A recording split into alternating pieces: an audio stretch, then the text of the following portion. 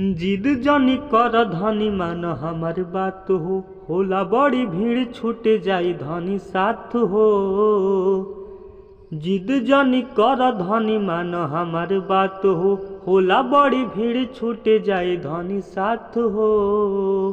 कुछ लावे के बाटे तो बोल ले आइब हो, ले आइब हो। असु हमहू चलब ए पिया हो, असु हमहू चलब ए पिया हो।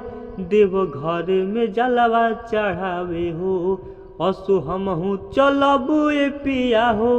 देव घर में जलवा चढ़ावे हो। असु भर रुक धनी पर साल चली ह, भर पेट भेट बाबा के दर्शन करी ह। आहा असु भर रुक पर साल चली ह, भर पेट भेट बाबा के दर्शन करी ह। हमारा के जनी फुसिलाई पिया, मीठी मीठी बातें में पोलाई ना पिया। हटे वही जाके नामी शंख पोलाए रानी, हटे वही जाके नामी शंख पोलाए रानी। तोहरा खातिर लेके आइब हो, असु हमहू चलब ए पिया हो, असु हमहू चलब ए पिया हो। देव घर में जलवा चढ़ावे हो, असु हमहू चलब ए पिया हो। देव घर में जलवा चढ़ावे हो। कष्ट होला जाए में बाबा के नगरिया हो, पर जाला छाला चले में डगरिया हो।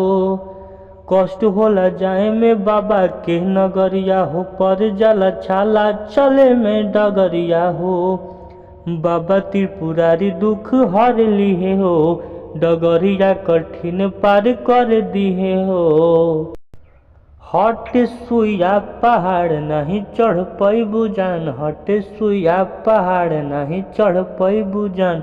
लागे लुखी से नीतीश के बरावे हो, असु हमहू चलबू ए पिया हो, असु हमहू चलबू ए पिया हो। देव घर में जलवा चढ़ावे हो, असु हमहू चलबू ए पिया हो।